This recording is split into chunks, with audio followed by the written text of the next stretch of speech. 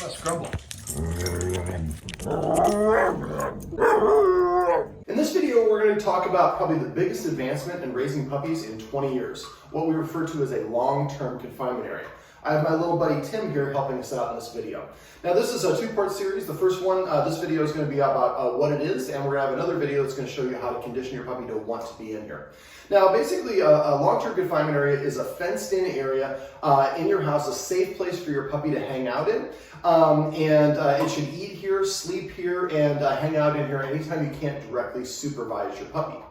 Now, you could think of this as the next generation of a kennel. A kennel we refer to as a short-term confinement area, and we'd actually like to have a kennel as a part of the long-term confinement area. Problem with the kennel is puppies and adult dogs can't be in a kennel for longer than 4 hours without starting to release cortisol into their blood. And that's going to make the puppy not want to be in here. It's pretty restrictive. It doesn't give them a lot of options. So a long-term confinement area is especially important if you have large breed dogs or very active breed dogs like a Dalmatian, like Tim here. Now, there are a lot of benefits to having a long-term confinement area. One of the first and foremost is helping your puppy practice being alone, and this will help prevent it from developing separation anxiety, which is essentially a panic attack the dog goes into because it doesn't have any practice in being alone. Well, the long-term confinement area is typically set up away from the hustle and bustle of your house, and so the puppy does practice being alone. Separation anxiety, it's estimated about 50% of all dogs develop separation anxiety. If you use a long-term confinement area, the chances of your puppy developing long-term separation anxiety are very, very low. Other benefits are kennel training. Now you see right in here we have Tim inside the kennel. I didn't ask him to go in here, but the only soft place in here is inside the kennel. So it just naturally kind of attracts the dogs. They hang in there. This is Tim, not Tim's long-term confinement area. We're just set this up at my house. This is the first time he's been in here. Look at him. That's where he went in to go and chew the bully stick. So it kind of kennel trains your puppy for you if you have the kennel inside of your long-term confinement area. Another thing that benefit of this is it helps prevent accidents from happening in all over your house. Your puppy is going to have accidents. They cannot be fully potty trained until they're 5 months old. You can help it. If you watch our potty training videos, it'll help quite a bit, but you're going to have those accidents. So in the long-term confinement area, if he has accidents, it's contained in one place. Now, this is a facsimile of the one that I set up for Quest, and at the time that I set it up, I had carpet in here. So I went to a flooring store and I got vinyl flooring and laid it down on top of this, and then I put this stuff on top of the vinyl flooring. So that way any accidents didn't seep into the carpet. Pretty cheap to do. Now, when you do it, make sure it's all, I would make sure it's a solid color pattern. The one that I got was actually a fake wood, and one time Quest had diarrhea, and I was scrubbing, trying to get the diarrhea, what I thought off, but it was just a pattern on the flooring. So I would just get a light color. Make sure it's also one sheet. If you have an overlap, the puppies are often going to chew on this. And that's basically one of the great reasons, another great reason why you want to use a long-term confinement area is to prevent chewing. Chewing is a habit that's really born of opportunity. So if your puppy is out in your living room and it has access to leather and wood furniture, your shoes, power cords, all that stuff is going to be naturally things they're going to explore with their mouth. You're probably going to react and correct the dog from doing it. That makes it the forbidden fruit. They're going to do it more and more often. So in the long-term confinement area, everything in here is appropriate for the puppy to have at all times. They don't have access to your furniture, your shoes, or anything else. You should have a basket of about 15 to 20 toys. And we have a different video on the toys that you should use, and the protocol actually talks about those as well. Now, chewing is a problem that I'm very commonly called into, and once a puppy or a dog gets in a habit of chewing, it is a very difficult problem to break. I literally have had dozens and dozens of clients whose puppies have gone through thousands of dollars worth of electronics, furniture, clothing, carpet, and so on. So if they don't have the opportunity to chew that stuff because they're in here when they're not supervised, they're going to practice chewing on all sorts of dog toys, and you're not going to develop a chewing problem, which is going to be very frustrating and expensive to fix later on. Now, my puppy Quest, I had him in here from the day I brought him home at 8 weeks until 5 months, and I was able to let him out of here unsupervised. He never developed a chewing problem, and he's 4 years old now. Now, that is incredibly, hey Timmy, that is incredibly young for a puppy to be out this early, but if you set up a long-term confinement area right away, then you can probably get away with that, getting your puppy to be free later on. It's going to really accelerate the puppy whelping process, I guess it would be whelping, puppy raising process. Now, the last little benefit of this is when puppies get overly tired, and cranky. They often get very mouthy and nippy. And so having a long-term confinement area is a great place to walk into if your puppy's chewing their ankles. You've tried all the other things that we talk about in our non-biting and chewing and nipping video, and those don't work. You walk in a long-term confinement area, you toss a couple treats in the ground, you've redirected your puppy, and then you exit the room. Your puppy gets done chewing the treats, you've already conditioned them to like being in here if you watch our part 2 of this video, and then they kind of realize there's nobody here, there's no stimulus, so they just go ahead and go to sleep and get the naps that they need. Just like human babies, puppies don't know how much sleep they need, and often you have to kind of help them find this. Small breed puppies are going to need about 12 to 14 hours of sleep. Large breed puppies are going to need about 13 to 17 hours of sleep every day. Now, where should you set up a long-term confinement area? This one is set up in a spare bedroom, and that is the absolute ideal place to set one up. Other places you might want to set one up would be a den or an office, a finished basement, or a laundry room.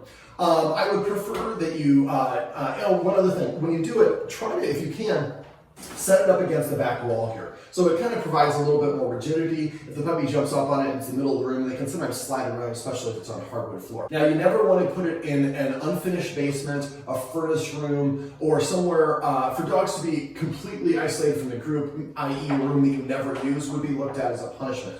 So never put it in an unfinished basement or a furnace room. A lot of people put it in also laundry rooms, I forgot, is another place that you could get away with doing it. I really recommend not putting it away and setting it up in the kitchen if you can avoid it. A lot of people think, well, it's got vinyl floor, tile floor, so I'll set it up there. But it often leads to a counter surfing problem, which is not a problem you want to deal with later on. Also, it's a pretty busy room. You're going to be in there quite a bit. Also, you don't want to set it up like in an area in front of the house that's too busy an area. They're not going to get much sleep if they can see or hear you. That's why a spare bedroom or even a formal dining room you don't use very often is the best place to set up. Like, put that vinyl flooring down if you have carpet.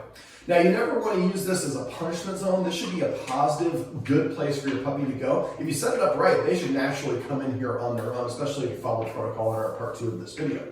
I also would recommend not using plastic. You can get away with plastic if you have small breed dogs, but it's possible to chew through it, and that's promoting and developing a chewing habit, which we prefer that they don't do.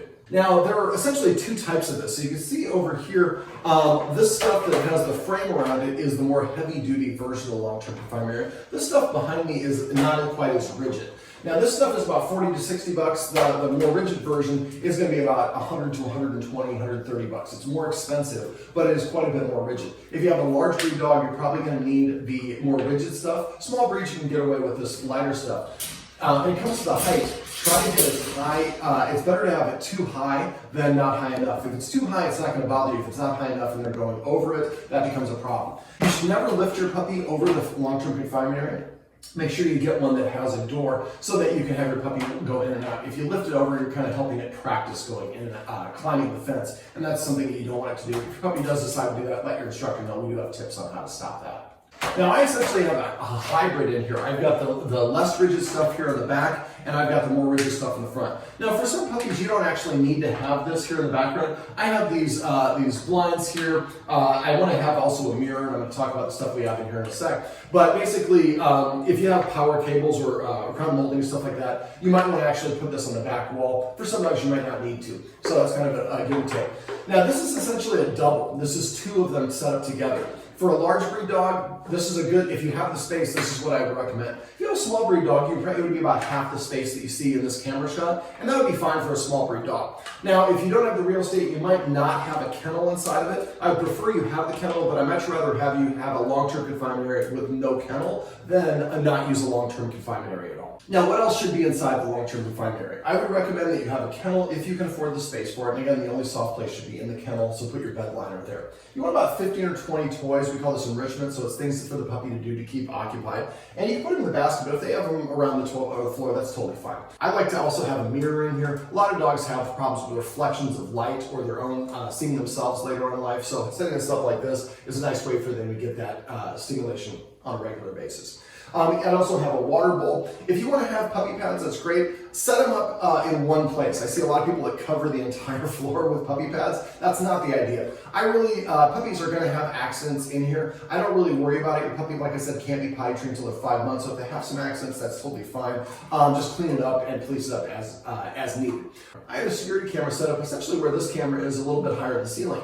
That way I could leave the room, close the door, and I could check in on my puppy while I was at work. I mean, there are times I'd be taxiing relaxing in LAX, watching my dog through Wi-Fi with a security camera. They're pretty inexpensive these days, and that way you can kind of check on your puppy, make sure it's not getting in trouble while you're at work, or decide whether or not you're going to go check in on it. If you open the door, you're probably going to wake up and disturb your puppy, and then they're not going to want to hang out in here. Remember, sleep is something they need a lot of. Now, I'm a professional. I do this for a living. I have a staff of about 12 people that can help me out when it comes to raising a puppy. I will never get another puppy without setting this up. I would estimate it makes having a puppy about 500% easier, and it really accelerates the puppy's developmental process. Because they don't get in this chewing habit, you can let them out here a lot earlier. Because accidents are contained in one area, you're not as frustrated. And also, after a while, if you're rewarding a puppy for going outside, they start protesting when they're in here and they want to go potty. I've had clients whose puppies, I am not exaggerating, have gone through over $5,000 worth of electronics, virtual reality set, furniture, carpet, all sorts of that fun stuff. This whole setup here with the toys and the kennel is probably less than $300, and you can sell everything except for the toys in our puppy class preference page and probably get half your money back. That's a heck of a lot cheaper than spending $4,000, $5,000, $6,000 to replace couch, carpet, and furniture and things along those lines.